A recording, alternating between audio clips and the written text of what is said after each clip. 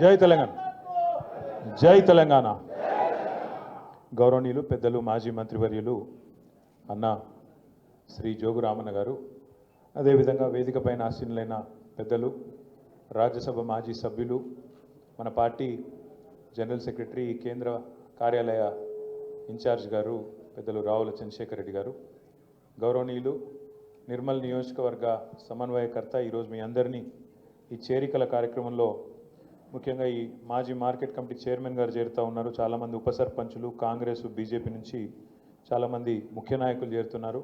ఈ చేరికల కార్యక్రమం, దాంతోపాటు మన నాయకులందరినీ ఒక్కసారి కలుసుకునే ఈ కార్యక్రమాన్ని ఏర్పాటు చేసిన నిర్మల్ నియోజకవర్గ సమన్వయకర్త సోదరులు రామకృష్ణారెడ్డి గారు, గౌరవనీయులు మన ముధోల్ తాలూకా సమన్వయకర్తలు సోదరి శ్రీమతి రమాదేవి గారు, సోదరులు విలాస్ గారు, సోదరులు శ్యామ్ గారు, సోదరులు కిరణ్ గారు, వేదికపైన ఆసీనులైన గౌరవనీయులైన నిర్మల్ నియోజకవర్గ వివిధ మండలాల సమన్వయకర్తలు, అదేవిధంగా పట్టణానికి సంబంధించిన నాయకులు, సీనియర్ నాయకులు, పేరు పేరున, ఎందుకంటే ఒకళ్ళ పేరు చెప్పకపోతే మీకు కోపం వస్తుంది, అందుకే ఎవరి పేరు చెప్తలేని ఏమనుకోకుర్రి. అందరికీ పేరు పేరున అందరికీ, వేదిక ముందున్న మీ అందరికీ, మా అన్నదమ్ములందరికీ, ఆడబిడ్డలు ఒకరే కనబడుతున్నారు కాబట్టి అన్నదమ్ములందరికీ పేరు పేరున, పత్రికా మిత్రులకు పేరు పేరున అందరికీ హృదయపూర్వకంగా నమస్కారాలు.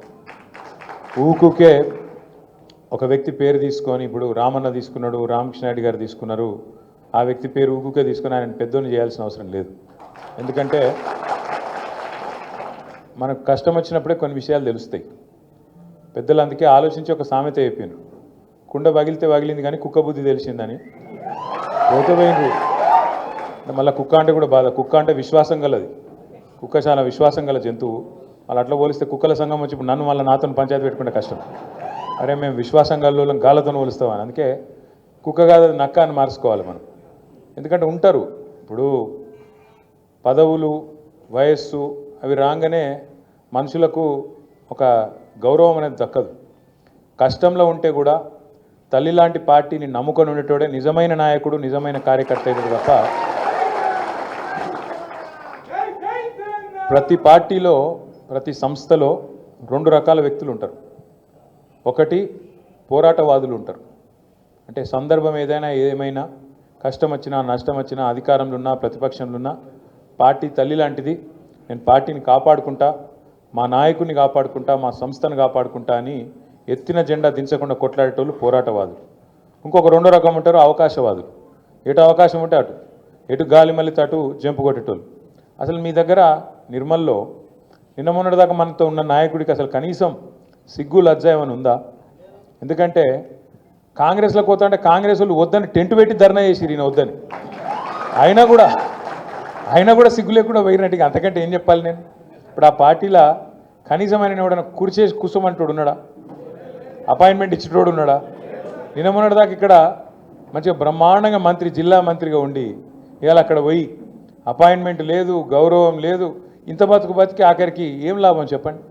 అందుకే నేను అనేది, గౌరవం అనేది, గుర్తింపు అనేది మన క్యారెక్టర్తో వస్తుంది, మనకుండే నాయకత్వ లక్షణాలతో వస్తుంది తప్ప మనం చేసే పదవులతో రాదు. కాబట్టి పోయినోళ్ళు పోయినరు, ఉన్నోళ్ళతోనే మళ్ళీ ఫ్రెష్గా బ్రహ్మాండంగా మన సంస్థను పునర్నిర్మాణం చేసుకుందాం. మళ్ళీ నిర్మల్ తాలూకాలో అటు ముదోల్లా, ఇటు నిర్మల్లా, అటు ఖానాపూర్లా తిరిగి గులాబీ జెండా రెపరెపలాడేదాకా ఖచ్చితంగా మేమందరం ఉంటాం. మీ ఎంబడం ఏముంటామంటే ఓన్లీ ఎమ్మెల్యేలు, ఎంపీలు కాదు, రేపు ఎంపీటీసీ ఎలక్షన్లు వస్తున్నాయి, జెడ్పీటీసీ ఎలక్షన్లు వస్తున్నాయి. కరెక్ట్ మనుషులను నీటికెళ్ళి అబ్జర్వర్లను పంపుతాం స్టేట్ పార్టీకి వెళ్ళి.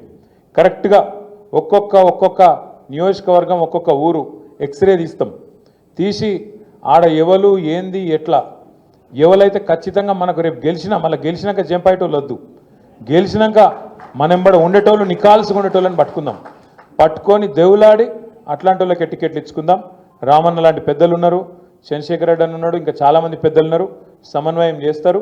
చేసి కరెక్ట్ మనుషులను పట్టుకొని ఇటుక వేసుకున్నట్టు, మళ్ళీ ఇల్లు కట్టుకున్నట్టు ఇటుక వేసుకొని మళ్ళీ కొత్తగా నిర్మల్లా, ముదోల్లా, ఖానాపూర్లా బ్రహ్మాండంగా పార్టీని పటిష్టంగా నిర్మాణం చేసుకుందాం. మనం బాధపడేది కానీ ఆలోచించేది కానీ ఏం లేదు. ఇలా నా మాటనో మీ మాటనో కాదు, మీరు దయచేసి ఇక్కడ ఉన్న మీడియా మిత్రులను కూడా నేను కోరుతున్నా, మీరు కావాలంటే మీ కెమెరాను, మీ గొట్టాలు పట్టుకొని పోన్రి, ఏ ఊరికైనా పోన్రి, ఆడ కూర్చున్న ఒక పెద్ద మనిషిని అడుగుండ్రి, అక్కడ తిరుగుతున్న మా తమ్ముళ్ళని అడగండి, పొలం కాడికి పోయి ఆడ పని చేసుకుంటున్న రైతులను అడగండి, లేదా రైతు కూలీలను అడగండి. కేసీఆర్ ఉన్నప్పుడు బాగుండేనా, ఇప్పుడు కాంగ్రెస్ వచ్చినాక బాగున్నదా అని గొట్టం పెట్టి కెమెరా పెట్టి అడుగుండ్రు. ఏం చెప్తారు ఇవాళ? కుల్లా ఈ మనిషి ఆ మనిషి కాదు, ఆఖరికి కాంగ్రెస్ కార్యకర్తలను కూడా జర్ర పక్కకు తీసుకుపోయి అడిగితే వాళ్ళు కూడా చెప్తాను ఏం దరిద్రం రా ఇది, ఏమో మంచిగా బ్రహ్మాండంగా ఉండే మంచిగా పల్లెంలో అన్నం తింటుంటే వీళ్ళు వచ్చి అనవసరంగా లేనిపోని మాటలు చెప్పి ఇవాళ తినే అన్నంలో మన్ను పోసుకున్నట్టు అయిపోయింది మా పరిస్థితి అని చెప్పి రైతులు ఊరూరా బాధపడుతున్నారు. ఇది వాస్తవం. ఈ ఊరు ఆ ఊరు కాదు. నేను రేవంత్ రెడ్డిని అడిగినా, అసెంబ్లీలో అడిగినా, రేవంత్ రెడ్డి గారు మీరు చెప్తున్నారు కదా రుణమాఫీ చేసినా అంటున్నావు కదా, ఆడికిడికి ఎందుకయ్యా నాకు అర్థం కాదు, సీదా నీ సొంత ఊరు కొండారెడ్డిపల్లె పోదాం, లేదా నీ సొంత నియోజకవర్గం కొడంగల్ పోదాం, లేదా నీ అత్తగారి నియోజకవర్గం కల్వకుర్తి, యాడికంటే ఆడిపోదాం. ఊరు కూడా నువ్వే డిసైడ్ చెయ్యు, తారీఖు నువ్వే డిసైడ్ చెయ్యు, పోదాం. ఏ ఒక్క ఊళ్ళేనన్నా 100% రుణమాఫీ అయిందని అక్కడ రైతులు చెప్తే నేను శాశ్వతంగా రాజకీయాలు ఇడిచిపెట్టి పోతా అని చెప్పి అడిగింది. కనీసం ఆడ కూర్చున్నాడు తప్ప లేసుడు కూడా లేదు. ఎందుకంటే ఆయనకు కూడా ఎరికే మనసుకు కాలేదు, పీకలేదు. 50,000 కోట్లు రుణమాఫీ, 49,500 కోట్లు, 2 లక్షల రుణమాఫీ కరెక్ట్గా చేయాలంటే 49,500 కోట్లు. ఈ లెక్క నేను చెప్పింది కాదు. రేవంత్ రెడ్డి ముఖ్యమంత్రి అయినాక 3వ రోజో 4వ రోజో బట్టి విక్రమార్క గారు ఒక మీటింగ్ పెట్టిండ్రు, ఆర్థిక మంత్రి గారు. మొత్తం బ్యాంకర్లందరినీ పిలిచిండు. ఎంత కావాలి రుణమాఫీకి అని అడిగిండు. 2 లక్షల రుణమాఫీ చేయాలి, ఎంత కావాలి? వాళ్ళు చెప్పారు కరీబ్ 50,000 కరోడ్ సాబ్, అస్సలు లెక్క 49,500 కోట్లు. మరి మీరు అంట్రీ కదా, సంతకం పెడతాం అంట్రీ కదా, పెట్టుర్రి అన్నారు. ఏడ పెడతామా, ఉత్తగేదో చెప్పినాం ఓట్ల కోసం అని చెప్పి తెల్లారి ముఖ్యమంత్రి గారు ఈ 49,000 ఏడున్నాయి లేవు అని చెప్పి తెల్లారి ఎక్కడన్నా ముఖ్యమంత్రి స్పీచ్ ఇచ్చిండు. ఏమని? ఒక్క సంవత్సరం గట్టిగా కడుపు కట్టుకుంటే 40,000 కోట్లు ఏమున్నదా ఇట్లా పెట్టేస్తా అన్నాడు. ఏది ఇట్లా సంతకం పెడితే అయిపోతుంది, ఇట్లా గీకుతా పెన్ను పట్టి పేపర్ మీద అయిపోతుంది అన్నాడు. సరే నేను నిజమే అనుకుంటే, నిజంగానే ఒక సంవత్సరం కడుపు కట్టుకుంటాడేమో, కాంగ్రెస్ వాళ్ళు ఏమైనా మారిపోయినరేమో, హిమాలయాలకు ఏమైనా ఆకుపసర దాగొచ్చిండ్రేమో, ఎట్లనే ఏమైనా మంచి వాళ్ళు అయిపోయినా వీళ్ళని నేను అనుకుంటే. మరి సంవత్సరం బాయ్, ఇప్పుడు సంవత్సరం మీద ఇంకో 6 నెలలు అయిపోయాయి. ఏమాయ మరి? అంటే కడుపు కట్టుకోలేదా, కడుపు ఆగుతలేదా? తినుడు, కమిషన్లు. అందుకే 40,000 కోట్లు అన్న ముఖ్యమంత్రి క్యాబినెట్ కాడికి తీసుకొచ్చిండు రుణమాఫీ ఫైలు. క్యాబినెట్ కాడికి వచ్చేవరకు అందులో మళ్ళీ ఒక 9,000 కోట్లు ఎగిరిపోయింది. మొదలు 49,500 ఏది బ్యాంకులో మీటింగ్ పెట్టినప్పుడు, మళ్ళీ తెల్లారి మాటికే ముఖ్యమంత్రి 40,000 కోట్లు అన్నాడు, 9,000 ఎగిరిపోయింది. ఆడికెళ్ళి క్యాబినెట్కి వచ్చేవరకు ఇంకో 9,000 ఎగిరిపోయింది, 31,000 కోట్లు అన్నారు. ఆడికెళ్ళి అసెంబ్లీకి వచ్చింది బడ్జెట్, అసెంబ్లీకి వచ్చేవరకు 26,000 కోట్లు అన్నారు. అంటే ఏడ స్టార్ట్ అయింది కథ? 49,500 కేంచి 40,000 కేంచి 31,000 కేంచి 26,000 వచ్చింది. పోనీ అదాన్ని ఇస్తారేమో అనుకున్నాం. ఆఖరికి మొన్న బట్టి విక్రమార్క గారు సావు కబురు చల్లగా చెప్పిండు. మళ్ళీ బ్యాంకులో మీటింగ్ పెట్టిండు. బ్యాంకులో మీటింగ్లో మనకు అర్థం కావద్దని ఇంగ్లీష్లో మాట్లాడిండు. కానీ మనకు కూడా కొంతమందికి ఇంగ్లీష్ వస్తుంది కదా, అందులో మాట్లాడిండు. మేము మీకు పైసలు ఇచ్చినాం, కానీ ఇప్పటివరకు రైతుల ఖాతాలో 11-12 వేల కోట్లే పడ్డాయి, ఇంకా మిగతా ఎప్పుడు వేయాలి, మనం ఇంకో 2-3 వేల కోట్లు వేయాలి అయిపోయి ఆయనతో చేతులు దులుపుకున్నారు. కథ మొదలైంది 49,000 కాడ, ఆఖరికి ముగిసింది 11-12 వేల కోట్ల కాడ. మన ఊళ్ళో సామెత చెప్తారు, చారాన కోడికి బారాన మసాలా అని. ఇది కరెక్ట్ సూట్ అవుతుంది దానికి. ఇచ్చింది చారాన వంతు, కానీ దానికి బిల్డప్ ఊరూరా ఫ్లెక్సీలు, ఎక్కడ చూసినా ముఖ్యమంత్రి గారి ఫోటోలు, ఉప ముఖ్యమంత్రి గారి ఫోటోలు. నిన్న మొన్న పోతుంటే, నేను నల్గొండ పోయినా, నిన్న పెళ్ళికి పోతుంటే మిస్ వరల్డ్ కంటెస్ట్ అన్నారు. నేను బ్యానర్ చూస్తే మిస్ వరల్డ్ కంటెస్ట్లో ఎవరి మొక్కలున్నాయిరా అంటే రేవంత్ రెడ్డి, జూపల్లి కృష్ణారావు, బట్టి విక్రమార్క. ఇలా ముగ్గురులో ఎవరు మిస్ వరల్డ్ నాకైతే అర్థం కాలేదు. పేరేమో మిస్ వరల్డ్, చూస్తేనేమో వీళ్ళ ముగ్గురు అందాల పోటీ వీళ్ళకి పెట్టినట్టున్నది కథ. నేను నాకు తెలియక అడుగుతా, రాష్ట్రంలో ఒక దిక్కు 500 మంది అన్నదాతలు ఆత్మహత్య చేసుకుంటే నీ దిక్కుమాలిన ప్రభుత్వం వచ్చినాక నీ మాటలు నమ్మి కొంపల నుంచి 500 మంది కొంప ఉసురు తీసుకున్నావు, వాళ్ళ కొంప కొల్లేరు చేసినావు. 500 మంది అన్నదాతలు ఆత్మహత్య చేసుకుంటే ముఖ్యమంత్రి గారు అందాల పోటీలో బిజీగా ఉన్నాడు, రివ్యూ చేసే టైం లేదు. కల్లాల వడ్లు అట్లే ఉన్నాయి, కొనటోడు లేడు, కాంట పెట్టేటోడు లేడు, పట్టించుకున్నోడు లేడు. ఇప్పటికే అమ్మిన కాడికి పాపం మిల్లర్లకు అమ్ముకున్నారు, ఇప్పటికే 40-50% అమ్ముకున్నారు. ఆడనో ఈడనో 10% 20% కొన్నారు. కానీ దాన్ని పట్టించుకున్నోడు లేడు. వానలు పడుతున్నాయి, కళ్ళలల్లా వడ్లు కొట్టుకుపోయే పరిస్థితి ఉన్నది. ధాన్యం మొలకలెత్తి రైతు ఆగమయ్యి రోడ్డు మీద పడే పరిస్థితి ఉన్నది. అడిగినోడు లేడు, పట్టించుకున్నోడు లేడు. అడుగుదాం ఎవరినన్నా అంటే ఊళ్ళో సర్పంచ్ లేడు, ఎంపీటీసీ దిక్కు లేడు, జెడ్పీటీసీ లేడు, కౌన్సిలర్ లేడు. కాంగ్రెస్ అని పట్టుకుందామంటే కాగడా పెట్టి ఎతికిన వాడు దొరుకుతలేడు. ఏదో బిజీగా ఉన్నారు. ఏడ బిజీగా ఉన్నారు? కాగితాలు పట్టుకొని సెక్రటేరియట్ చుట్టూ గిర్ర గిర్ర గిర్ర తిరుగుతారు. ఏందిరా అంటే ముఖ్యమంత్రి చెప్పిండు, నాకు ఓ పని తెచ్చుకోమన్నాడు, మా మంత్రి చెప్పిండు పని తెచ్చుకోమన్నాడు, 4 పైసలు మిగులుతాయన్నారు. ఇక పాత బాకీలు ఏమైనా ఉంటే పాత బిల్లులు ఏమైనా ఉంటే తెచ్చుకోమన్నారు, ఇస్తామన్నారు, కమిషన్లు తీసుకోమన్నారు. ఒకటే పనులు ఉన్నది ప్రభుత్వం మొత్తం. కమిషన్లు కమిషన్లు కమిషన్లు, 20% కమిషన్లు, 30% కమిషన్లు. మొన్న ఒక మంత్రి గారు చెప్పారు, మీరు విన్నారు, కొండా సురేఖమ్మ పుణ్యం కట్టుకున్నది. ఆఖరికి ఒక్క మాట మాత్రం నిజం చెప్పింది.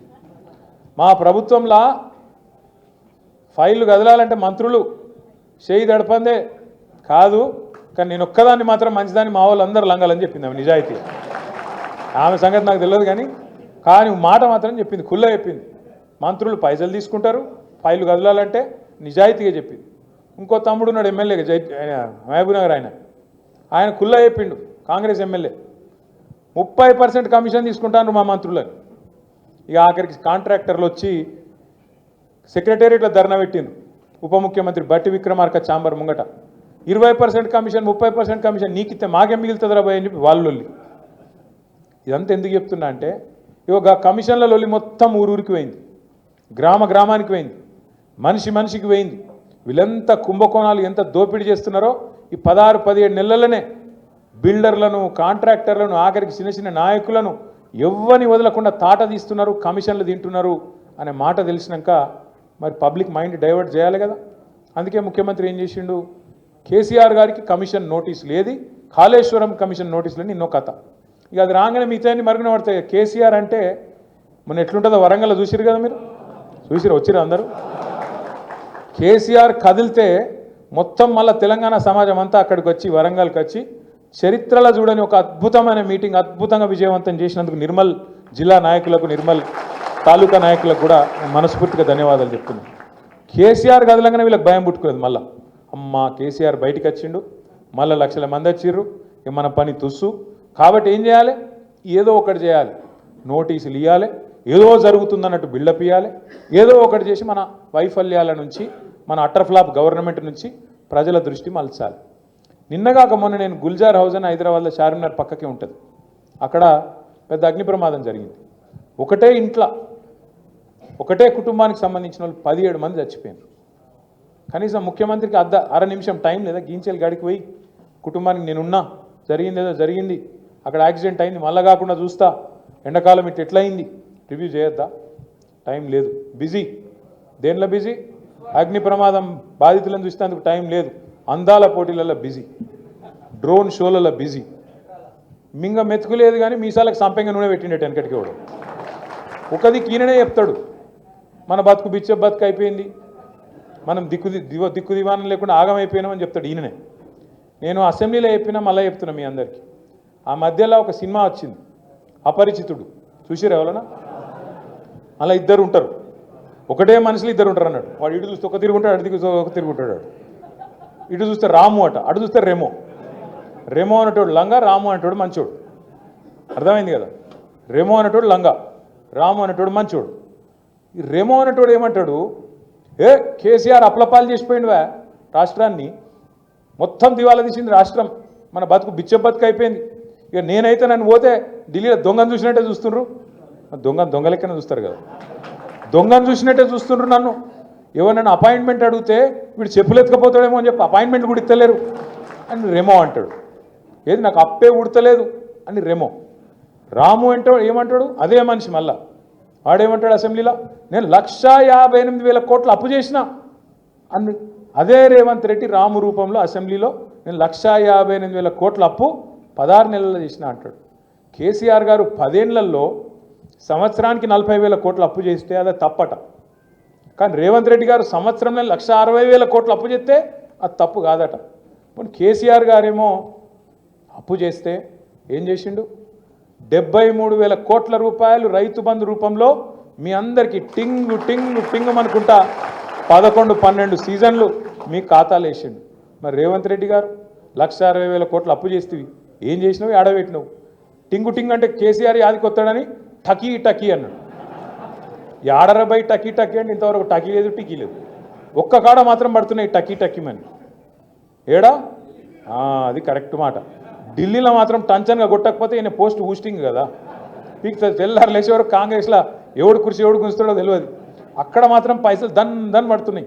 ఏడా రాహుల్ గాంధీ ఖాతాల, ఢిల్లీ ఖాతాల, ఢిల్లీ పెద్దల ఖాతాల మాత్రం ఇక్కడ జరుగుతున్న దోపిడీని మంచిగా అక్కడికి పైసలు తీసుకుపోయి మాత్రం ఢిల్లీలో వంచుతాను. నేను అడుగుతున్నా, ఒకసారి యాద్ చేసుకోండి మీరు. నేను అపరిచితుడని ఉత్తగానే అంటలేను రేవంత్ రెడ్డి గారిని. ఓ దిక్కేమో కేసీఆర్ ఉద్యోగాలు ఇవ్వలేదని రేమో అంటాడు, రాము అనేటోడేమో అదే కాగితాలు పట్టుకొని మళ్ళా తెల్లారి కేసీఆర్ ఇచ్చిన ఉద్యోగాలకే ఈయన పత్రాలు ఇచ్చుకుంటా పోదులు కొట్టుకుంటా ఆయన నిలబడతాడు. కేసీఆర్ ఆనవాళ్ళు లేకుండా చేస్తా అంటాడు ఎవడు, రేమో. రాము ఏం చేస్తాడు, అందాల పోటీల కంటెస్టెంట్లను మన సచివాలయం కాడికి, ఆడికెళ్ళి సీదా మన కమాండ్ కంట్రోల్ సెంటర్ కాడికి, ఆడికెళ్ళి మన టీ హబ్కు, ఆడికెళ్ళి బుద్ధవనానికి, ఆడికెళ్ళి ఆఖరికి యాదగిరి గుట్టకు కూడా తీసుకుపోయి, యాదాద్రికి కూడా తీసుకుపోయి మళ్ళా ఆడ ఫోటోలు దింపుతాడు. మరి కేసీఆర్ ఆనవాళ్ళు లేకుండా చేస్తా అంటివి కదా, మరి మీరేమైనా కట్టింది ఉంటే, ఏమైనా పొడిచింది ఉంటే మీరు చూపెట్టకపోయినావు. మరి తీసుకుపోయి కాంగ్రెస్ వాళ్ళం 55 ఏళ్ళలో ఇవన్నీ కట్టినామని చూపెట్టకపోయినావు. అయితే అప్పుడు నిజాం కట్టిన చార్మినార్ ఉంది, లేదా మళ్ళీ కేసీఆర్ కట్టినవనే తప్ప మధ్యలో 55 ఏళ్ళు ఏమీ లేదు అనే మాట కూడా స్పష్టంగా తేలిపోయింది. ఇంకా ఆలోచన చేయండి, ఈ మనిషికి ఒక వ్యాధి ఉంది రేవంత్ రెడ్డికి, మల్టిపుల్ పర్సనాలిటీ డిసార్డర్ అంటారు. ఒకడే మనిషి 4 లెక్క నడిస్తాడు అన్నట్టు మనకు ఉంది అది. అప్పుడే ఇట్లంటాడు, అప్పుడే అట్లా అంటాడు. అప్పుడే కాళేశ్వరం కూలేశ్వరం అయిపోయింది, కొట్టుకుపోయింది అంటాడు. ఇంకో దిక్కేమో అదే కాళేశ్వరంలో కొండపోచమ్మ సాగర్కి వెళ్ళి హైదరాబాద్కు నీళ్లు తెస్తా అంటాడు. అయితే అదన్న కావాలి, లేకపోతే ఇదన్న కావాలి, రెండు ఎట్లయితాయి?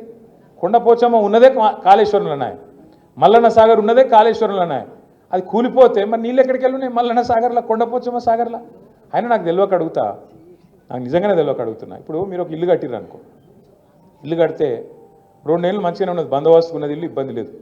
3వ సంవత్సరంలో వాడో వీడో లట్టుగాడో పొట్టుగాడో ఏదో దొంగ పని చేసిండు, మొత్తానికి పక్కింటోడు ఏదో బ్లాస్టింగ్ చేసిండు, ఏదో ఒకటి చేసిండు, మీ ఇంట్లో చిన్న పర్రె పడ్డది, నీళ్ళు వస్తున్నాయి. ఏం చేస్తారు మీరు? ఇల్లంతా గులగొడతారా?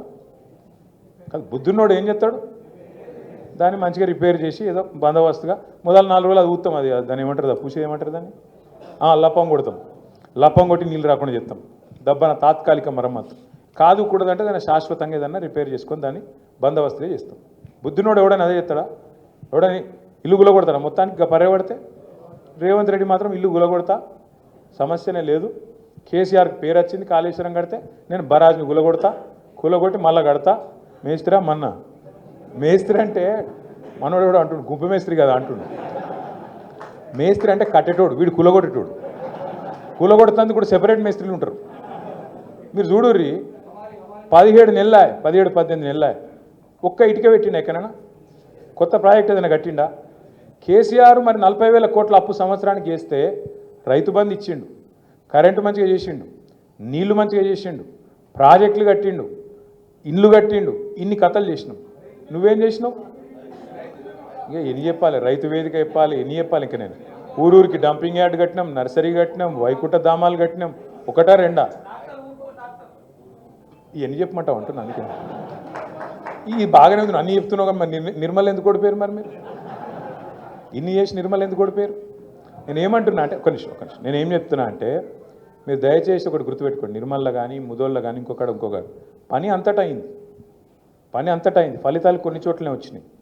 ఎందుకు అంటే కారణం ఒకటి మనం పెట్టిన అభ్యర్థి మీకు నచ్చక కావచ్చు, లేదా రెండోది మీరు కూడా కొంత నీరసపడ్డారు. ఏమనుకున్నారు, మా ఒక్క ఎమ్మెల్యే ఓడిపోతే ఏమవుతుంది, కేసీఆర్ అయితే గెలుతాడు కదా, వా ఏం హుషారున్నారు, మా ఒక్కడు వీక్తే ఆయన మాత్రం ముఖ్యమంత్రికి ఉంటాడు, మా ఒక్కడు కటింగ్ పెడదాం అనుకున్నారు. అట్లా మీ లెక్క చాలామంది అనుకున్నారు. దాంతో ఏమైంది, మొదటికి మోసం వచ్చింది, అక్కడ లంగలు దొంగలు కూర్చున్నారు. కేసీఆర్ను దొర అని తిడితిరి, ఇప్పుడు దొంగని తీసుకొచ్చి కూర్చోబెడితే ఏం చేస్తాం మరి? ఇంకా 4 ఏళ్ళు భరించాలి. అందుకే మీ అందరితో నా ప్రార్థన ఏంటంటే, మనం కేసీఆర్ గారి నాయకత్వంలో 76-77 ఏళ్లలో ఈ భారతదేశంలో ఇంకా కూడా చాలా రాష్ట్రాలు దిక్కుదోసని పరిస్థితులు ఉన్నాయి. ఏం చేయాలో వాళ్ళకి తెలుస్తలేదు, ఇంకా కూడా చక్కగా నడుపుకోలేకపోతున్నారు. కానీ మన రాష్ట్రంలో ప్రజలకు ఏం కావాలి, పల్లె ప్రజలకు ఏం కావాలి, పట్టణ ప్రజలకు ఏం కావాలి, ఒక ఆలోచనతో అర్థవంతంగా అద్భుతంగా చేసుకొని అటు పల్లెలు ఇటు పట్టణాలు రాష్ట్ర సంపద పెంచడం. ఇప్పుడు మీ నిర్మల్ తాలూకాలనే ఆ రోజు కేసీఆర్ గారు 2014లో ముఖ్యమంత్రి అయినప్పుడు ఒక ఎకరం భూమి ఎంత విలువ, కేసీఆర్ దిగిపోయినాడు భూమి విలువ ఎంత, ఎన్ని రెట్లు పెరిగింది. ప్రతి మనిషికి సంపద పెరిగిందా లేదా? భూమి ఉన్నోళ్ళు అయితే, భూమి లేదు లేదా ఇంకా ఇతరత్ర ఉంటే కూడా ఏదో రూపంలో పెన్షన్లు ఇచ్చుడో, లేకపోతే కళ్యాణ లక్ష్మి ఇచ్చుడో, కేసీఆర్ కిట్ ఇచ్చుడో, రైతు బంద్ వేసుడో, ఇంకోటి రైతు బీమా ఇచ్చుడో, ఏదో ఒక రూపంలో ప్రతి మనిషికి ఏదో ఒకటి సాయం అందింది. ఆఖరికి ఒక ముస్లిం కుటుంబం ఉంటే రంజాన్కు పైసలు ఉన్నాయో లేవో అని చెప్పి వాళ్ళకు కొత్త బట్టలు పెట్టిండు కేసీఆర్. రంజాన్ తోఫా అన్నాడు దాని పేరు. బతుకమ్మ చీర ఇచ్చి దసరా అప్పుడు ఆడబిడ్డలకు బతుకమ్మ చీరలు ఇచ్చిండు. క్రిస్టియన్లు అయితే క్రిస్మస్ అప్పుడు క్రిస్మస్ కానుక ఇచ్చిండు. అట్లా కులం మతం పంచాయతీ పెట్టలే, అందరిని మనుషులు లెక్క చూసుకున్నాడు, పేదోళ్ళం కూడా కడుపులో పెట్టుకొని చూసుకున్నాడు. మీ నిర్మల్ తాలూకా ప్రజల చిరకాల కోరిక మా జిల్లా మాకు కావాలి, మంచిర్యాలలో కోరిక మా జిల్లా మాకు కావాలి, అట్లే అక్కడ ఉండే గిరిజనుల కోరిక ఆసిఫాబాద్ కుమరం భీంలా మా జిల్లా మాకు ఉండాలి, మా తాలూకా కాదు మా జిల్లా ఉండాలంటే మీ పాత ఆదిలాబాద్ జిల్లాలో నిర్మల్ జిల్లా చేసిండ్రు, మంచిర్యాల జిల్లా చేసుకున్నాం, ఆసిఫాబాద్ కుమరం భీం జిల్లా చేసుకున్నాం, 4 జిల్లాలు చేసుకున్నాం. ఎక్కడికో ఆదిలాబాద్కి పోయి కలెక్టర్నో లేకపోతే ఎస్పీనో కలిసే అవసరం లేకుండా మీ కాడనే మీ దగ్గరనే పెద్ద పెద్ద ఆఫీసర్లను తీసుకొచ్చి జిల్లా అధికారులను మీ గడప ముంగట పెట్టినాం. అట్లే జీవితంలో మీరెన్నడూ ఊహించుండరు, నిర్మల్ జిల్లా కేంద్రంలో, నిర్మల్ తాలూకా కేంద్రంలో ఒక మెడికల్ కాలేజ్ వస్తుంది, ఒక నర్సింగ్ కాలేజ్ వస్తుంది, మా పిల్లలు మా దగ్గరనే చదువుకుంటారు, డాక్టర్లు అవుతారు అని మీరు అనుకోలే. కానీ చేసిండు కేసీఆర్. తెలంగాణ రాకముందు 5 మెడికల్ కాలేజీలు ఉంటే కేసీఆర్ గారు వచ్చినాక 33 మెడికల్ కాలేజీలు చేసుకున్నాం. భారతదేశంలో ఎక్కడ లేదు. ఇన్ని పనులు చేసి మరి ఎందుకు దెబ్బతిన్నాం? ఇలా అక్కడ బీజేపీ ఎమ్మెల్యేలు ఇటు నిర్మల్లా అటు మొదల్లో వచ్చారు. ఒకటే ఒక కారణం, ఎందుకంటే మనం కూడా చక్కగా పని చేయలే, రకరకాల కోపాలు. ఇప్పుడు మీ ఇంట్లోనే 4-5 మనుషులు ఉంటే సాయంత్రం రాత్రికి ఏం తిందాం, ఏం వండుకుందాం కూర అంటే 4 రకాల అభిప్రాయాలు వస్తాయి. వాళ్ళు వంకాయ తిందామంటారు, ఒకటి చిక్కుడుకాయ తిందామంటాడు, ఒకటి చికెన్ చేయంటాడు, దాంతో ఎందుకు పప్పు పచ్చిపులు చేయను ఇంకోలంటారు. 4 రకాల అభిప్రాయాలు ఉంటాయి. ఇంత పెద్ద పార్టీ మనది, 60 లక్షల మంది కార్యకర్తలు ఉన్న పార్టీ, ఇన్ని వేల మంది నాయకులు ఉన్న పార్టీ. ఆన్నో ఇన్నో చిన్న అభిప్రాయ భేదాలు ఉన్నాయా? ఉంటాయి. నాయకత్వ పోటీలు ఉన్నాయా? నాకు టికెట్ కావాలంటే నాకు టికెట్ కావాలని వెళ్ళి ఉండదా? ఉంటుంది. కానీ ఒకళ్ళకి ఇస్తే నేను ఇంట్లో వంట, రేపు ఎంపీటీసీ జెడ్పీటీసీలో కూడా గదే అయితే మళ్ళీ ఇట్లే ఉంటుంది మన పరిస్థితి. ఎవలకు టికెట్ ఇచ్చినా, ఎవలకు బొట్టు పెట్టినా మిగతా అందరం ఒకటి కావాలి, ఆయననే క్యాండిడేట్ కాదు నేను క్యాండిడేట్ అన్నట్టు తిరగాలి. అట్లా అయితే గెలుస్తాం తప్ప ఇక రైతులు మంచిగా ఉన్నారు, వీళ్ళు మంచిగా ఉన్నారు, అందరు కేసీఆర్ మళ్ళీ రావాలని కోరుకుంటుర్రు, నేను ఇంట్లో దుప్పటి కప్పుకొని వండుకుంటే కూడా గెలుస్తా, నేను తిరగపోతే ఏమవుతుంది, నేను ఒక్కరిని తిరగపోతే ఏమవుతుంది, ఏమైనా ఆగుతుందా అని మీరు అనుకున్నారనుకో, మళ్ళీ మొన్న ఏమైందో మళ్ళీ అదే అవుతుంది. కాబట్టి దయచేసి నేను మిమ్మల్ని కోరేది, మళ్ళీ ఒక్కొక్క ఇటుక పెట్టుకుంటా నిర్మాణం చేసుకుందాం, బ్రహ్మాండంగా ముందుకోదాం. ఈ కేసులు పీసులు వీటికి భయపడేది లేదు. ఎందుకంటే ఈ లొట్ట పీస్ కేసులతోని ఆ లొట్ట పీస్ ముఖ్యమంత్రి గారు పీకేదేం లేదు, వాంతను అయ్యేది కూడా ఏం లేదు. ఆయన కథ అయిపోయింది. ఆయన కథ అయిపోయిందని నాకు నీకే కదా ఆయనకు కూడా ఎరికైపోయింది. అందుకే దీపం ఉండగానే ఇల్లు చక్కగా పెట్టుకోవాలని చెప్పి పైసల సంపాదనలో పడ్డాడు తప్ప ఆయన దగ్గర విషయం ఏం లేదు. ఒక్క గ్యారంటీ కూడా అమలు చేయలేడు, చేయబోడు ఆయన. ఎందుకంటే ఆయనకి ఇంట్రెస్ట్ లేదు. మొత్తం మనం ఆడబిడ్డలు ఎదురు చూస్తాను, ఎప్పుడు చాలు చెప్తాడు 2500 రూపాయలని. 1 కోటి మంది మహిళలనట ఈ మగోడు కోటీశ్వరులు అని చెప్తాడట. కోటీశ్వరులు అని చేసాడు వేరు. ముందు నెలకు 2500 అయితే నెలకు 2500 ఇవ్వాలని చెప్పి 18 ఏళ్ళు నిండిన ఆడబిడ్డలు ఈ రాష్ట్రంలో 1,68,00,000 మంది ఉన్నారు. వాళ్ళు ఎదురు చూస్తాను. ఏం చెప్పిండి ఈయన? అత్తకేమో 4000, కోడలకు 2500 ఇస్తా అన్నాడు. కేసీఆర్ ఇంట్లో ఒక ముసలోనికో ముసలవకో ఇస్తుండు పెన్షను, నేను ఇద్దరికి ఇస్తా అన్నాడు. అట్లే ఆయన 2000 ఇస్తే నేను 4000 ఇస్తా అన్నాడు. ఇవన్నీ నమ్మి ప్రజలు మోసపోయారు. ఇలా వాస్తవం ఏంటి అంటే నిజంగా కూడా పంట కోతకు వచ్చింది.